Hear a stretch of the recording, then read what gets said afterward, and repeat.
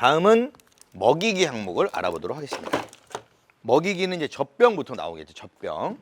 단계별로 사용을 해야 되죠. 아이들. 보통 신생아 때는 많은 양의 모유를 또 분유를 먹지를 못하잖아요.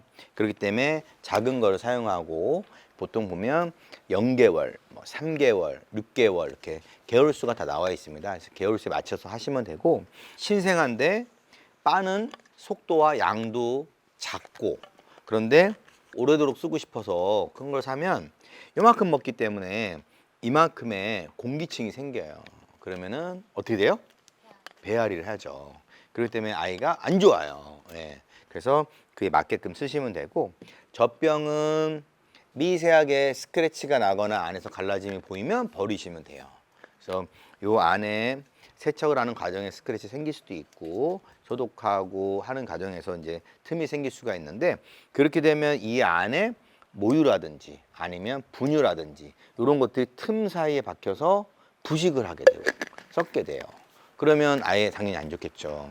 그러니까 반드시 그럴 때는 교체 시기에 버려주시면 되고 젖꼭지는 아이가 많이 빨지 못하는데 너무 큰 거를 주면 과다하게 배출이 돼서 호흡이 곤란하고 그다음에 너무 구멍이 작으면 빠는 힘이 너무 많이 들어가니까 힘들고 짜증내고 하니까 개월수에 맞게끔 엄마가 맞춰서 보시면 돼요. 잘 나오는지 온도도 맞춰서 주시면 될 것 같아요. 그다음에 젖병 브러쉬입니다. 젖병 브러쉬는 엄마 아빠가 설거지하는 걸로 쓰지 않겠죠. 당연히 이걸로 전용으로 쓰시고 젖꼭지는 이걸로 하시고 하나만 구매하시면 돼요. 네, 편하게 이렇게 소독할 수 있게끔 하면 되고 이거를 할 때는 이렇게 젖병 세정제라고 써 있어요.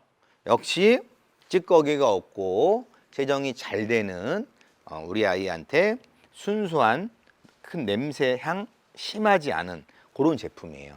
그래서 그런 걸로 사용하시면 오래 씁니다. 그래서 젖병 세정제를 따로 준비를 해서 젖병 브러쉬를 이용해서 사용하시면 좋습니다.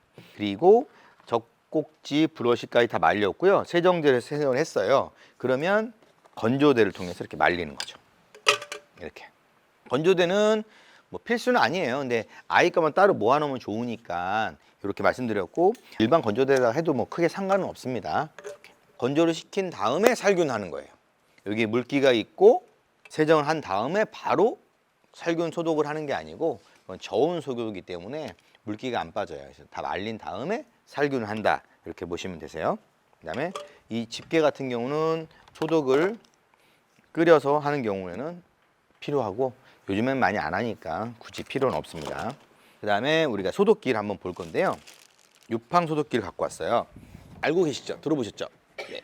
이 소독기의 특징은 그냥 원터치로 누르면 바로 소독이 되고 그다음에 깜빡 했을 때 눌러놓고 갔을 때 외출하거나 다른 거 일 보셨을 때 이 제품은 3시간에 한 번씩 소독이 돼요. 그래서 소독되고 또 멈췄다가 또 소독되고 멈췄다가 계속 유지하는 보관하는 기능이 있으니까 그냥 놔두시면 되고 99% 살균이 된다고 합니다. 그래서 이렇게 준비하시면 좋습니다. 그 다음에 유축기 양쪽을 동시에 수유할 수 있게끔 하는 기능도 있기 때문에 요거는 뭐 반드시 필요하진 않지만 있으면은 굉장히 유용하게 사용을 한다. 이렇게 보시면 됩니다. 그리고 모유 저장팩이 있는데 모유를 또 저장해서 나중에 또 필요할 때 쓸 수가 있잖아요. 그래서 이런 식으로 이렇게 몇 미리를 저장을 했는지 눈금이 나와 있어요. 눈금을 보시고 보관을 하시면 좋을 것 같아요. 그래서 일회용이니까 쓰고 버리시면 돼요. 이렇게 해서 준비하시면 되고 그 다음에 수유 쿠션은 이렇게 원형으로 배 앞에 이렇게 하는 경우도 있어요. 그래서 아이를 모유를 수유하면 딱 2, 3분 만에 먹고 끝내는 게 아니잖아요. 계속 먹거나 장난치거나 이럴 수 있어요. 그러면 엄마가 어깨도 아프고 팔도 아프고 엄마가 아프고 불편하면 아이도 불편해요. 왜냐하면 엄마가 이렇게 잡고 있는 게 견고하지 않다 보니까 힘드니까 아이도 힘들어요. 그러면 이렇게 쿠션을 이용해서 아이를 안아주면 좋겠죠. 물론 이제 외출할 때는 쓸 수가 없겠지만 그래서 그렇게 하시면 되고 외출할 때는 좀 더 작고 가벼운 게 있어요. 차에 뒷자리 같은 데 놔두시면 아이 태우고 모유 수유할 때 이렇게 하면 좋잖아요. 아이도 편하고 엄마도 편하고 그래서 이렇게 가벼운 형, 패드형도 있습니다. 수유 쿠션까지 알아봤고 분유는 우리가 조리원에 들어가면 처음 먹는 분유가 뭐 어떤 거에 따라서 바꿀 수도 있고 또 좋은 뭐 수육 분유도 있고 하니까 분유는 뭐 영양분에 따라서 또 비용에 따라 선택을 다양하게 해주시면 되니까 여기서는 뭐 특별히 취급을 안 하고요. 그다음에 마지막으로 식탁 의자를 알아볼게요. 식탁 의자는 보통 언제부터 쓰죠? 이웃이 시작할 때부터 보통 합니다. 그래서 이거는 이제 스토케 트리트랩이라고 하는 제품인데 스토케뿐만 아니라 뭐 부가부에도 뭐 있고 다른 브랜드도 많이 있어요. 그래서 체형을 잡아준다. 그다음에 뭐 130kg까지 앉아도 된다. 그렇죠? 130kg는 더 좋은 의자를 앉아야 되겠죠. 그렇죠? 예. 그래서 이런 의자인데 단계별로 식탁을 나중에 빼면 엄마 아빠 식탁에 그대로 앉아가지고 사용을 할 수 있고 베이비시트를 빼고 의자를 단계별로 내리고 발받침도 단계별로 내리고 해가지고 일반 어린이가 돼서 학생이 돼서도 계속 쓸 수 있는 허리를 잡아주는 그런 식탁 의자예요. 그래서 어차피 필요하실 거면 빨리 구매를 하시고 빨리 쓰시는 게 아이도 좋고 그다음에 식습관을 들이기 좋아요.